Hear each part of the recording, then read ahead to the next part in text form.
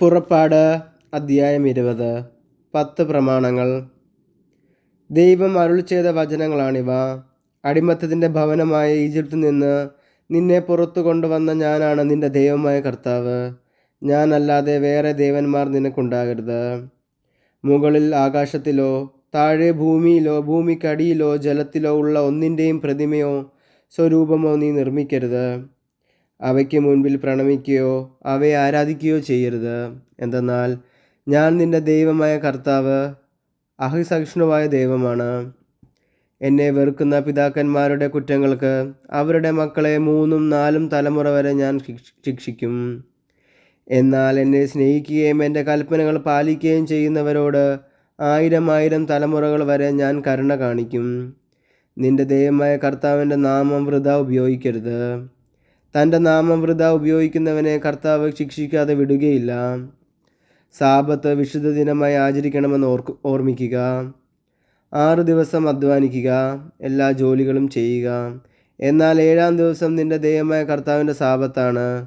അന്ന് നീയോ നിന്റെ മകനോ മകളോ ദാസനോ ദാസിയോ നിന്റെ മൃഗങ്ങളോ നിന്നോടൊത്ത് വസിക്കുന്ന പരദേശിയോ ഒരു വേലയും ചെയ്യരുത്. എന്തെന്നാൽ കർത്താവ് 6 ദിവസം കൊണ്ട് ആകാശവും ഭൂമിയും സമുദ്രവും അവയിലുള്ള സമസ്തവും സൃഷ്ടിക്കുകയും 7-ാം ദിവസം വിശ്രമിക്കുകയും ചെയ്തു. അങ്ങനെ അവിടുന്ന് സാബത്ത് ദിനത്തെ അനുഗ്രഹിക്കുകയും വിശദീകരിക്കുകയും ചെയ്തു. നിന്റെ ദൈവമായ കർത്താവ് തരുന്ന രാജ്യത്ത് നീ ദീർഘകാലം ജീവിച്ചിരിക്കേണ്ടതിന് നിന്റെ പിതാവിനെയും മാതാവിനെയും ബഹുമാനിക്കുക.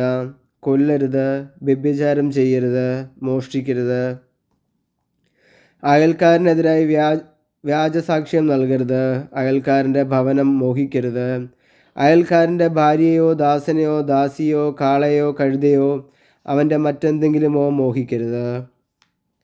ജനം ഭയന്ന് വിറക്കുന്നു. ഇടിമുഴക്കവും കാഹളധ്വനിയും കേൾക്കുകയും മിന്നൽ പിണരുകളും മലയിൽ നിന്നുയർന്ന പുകയും കാണുകയും ചെയ്തപ്പോൾ ജനമെല്ലാം ഭയന്ന് വിറച്ച് അകലെ മാറി നിന്നു. അവർ മോശയോട് പറഞ്ഞു, നീ തന്നെ ഞങ്ങളോട് സംസാരിച്ചാൽ മതി, ഞങ്ങൾ കേട്ടുകൊള്ളാം. ദൈവം ഞങ്ങളോട് സംസാരിക്കാതിരിക്കട്ടെ. അവിടുന്ന് സംസാരിച്ചാൽ ഞങ്ങൾ മരിച്ചു പോകും. അപ്പോൾ മോശ ജനത്തോട് പറഞ്ഞു, ഭയപ്പെടേണ്ട. നിങ്ങളെ പരീക്ഷിക്കുന്നതിനും പാപം ചെയ്യാതിരിക്കാൻ വേണ്ടി നിങ്ങളിൽ ദൈവഭയം ഉളവാക്കുന്നതിനുമായിട്ടാണ് ദൈവം വന്നിരിക്കുന്നത്. ജനം അകലെ മാറി നിന്നു. ദൈവം സന്നിഹിതനായിരുന്ന കനത്ത മേഘത്തെ മോശ സമീപിച്ചു. കർത്താവ് മോശയോട് പറഞ്ഞു, ഇസ്രായേൽക്കാരോട് പറയുക, ഞാൻ ആകാശത്ത് നിന്ന് നിങ്ങളോട് സംസാരിച്ചത് നിങ്ങൾ തന്നെ കണ്ടല്ലോ.